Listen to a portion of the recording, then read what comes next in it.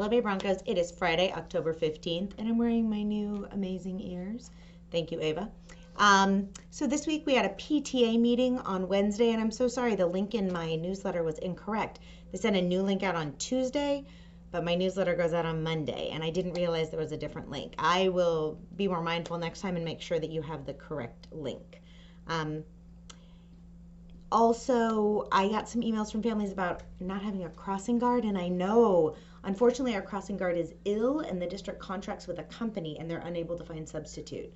So we don't have a crossing guard until our crossing guard feels better, and I'm sorry about that. Unfortunately, district employees are not allowed to help students cross the street.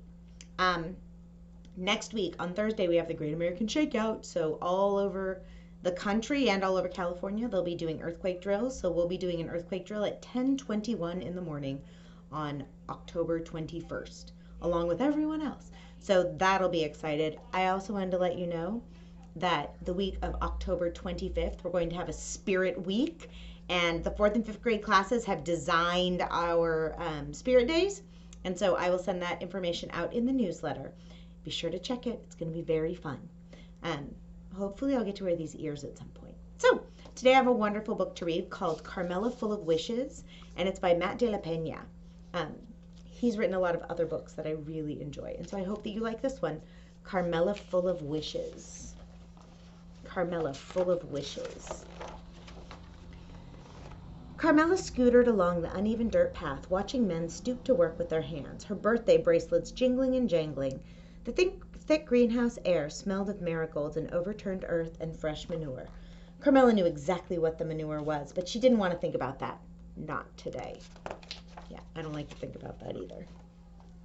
Today she awoke to candles in her pancakes and her mother saying, "Happy birthday to you," and told her, "Go on, mija, make a wish."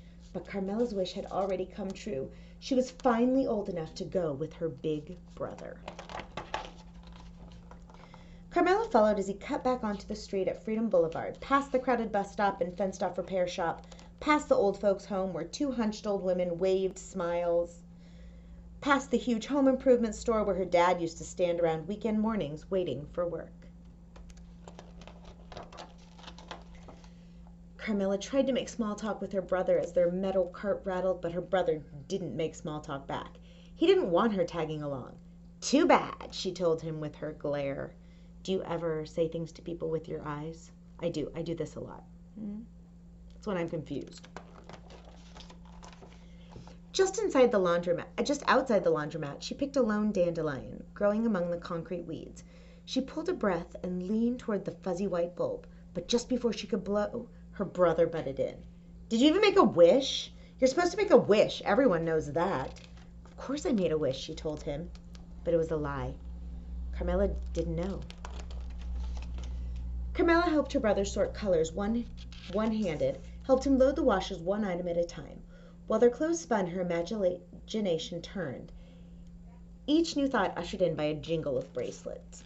Her brother found the sound annoying and shot her a dirty look. "Too bad," she told him with her glare.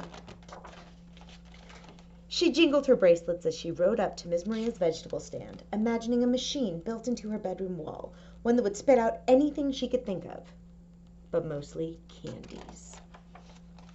She jingled her bracelets in line at the locksmith shop, imagining her mother sleeping in one of those fancy hotel beds she spent all day making for fancy guests. She jingled her bracelets at the bodega down the block from their old apartment building, imagining her dad getting his papers fixed so he could finally be home. Sounds like she has a lot of wishes. She jingled her bracelets outside the pharmacy, eyeing the shiny new bikes in the window. Her brother stopped in his tracks. "Why do you have to be so annoying?" She thrummed her bracelets at him and said, "It's a free country." The only time she didn't reach for her bracelets was when her brother ducked into his friend's house. Carmela slumped down on the curb, silently imagining all the things she could turn him into. The slimy pink tail of a rat, a cockroach scurrying from the light, a wheelbarrow full of manure left in the sun. How's she feeling about her brother?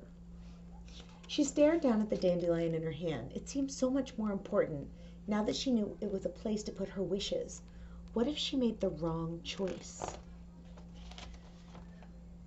Carmela tried to hop a curb on the long trip home, but her tire caught and her handlebars twisted and she went crashing to the concrete.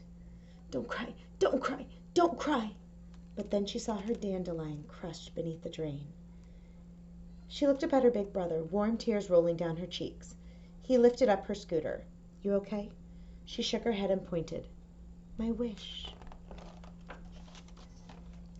He took her by the arm and led her back up the block, past the laundromat and the flea market, past the greenhouses and the smell of manure, past the overgrown park and across the train tracks. He didn't stop until they made it to an abandoned farmhouse near a cliff overlooking the sea. Close your eyes, he said. Carmela closed them. Now make your wish, he said. Carmela listened to the ocean's hum in the distance.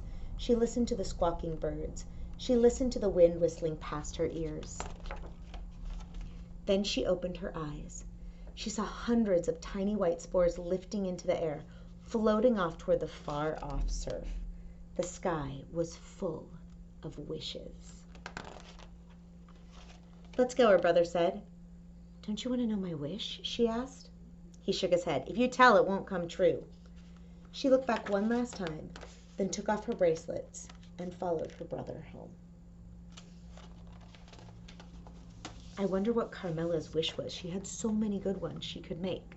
I hope that you enjoyed this book, Carmela Full of Wishes. I enjoyed it very much. Broncos, have a wonderful weekend. I'll see you on Monday. And remember, today and every day, it's great to be a Bronco. Bye, Broncos.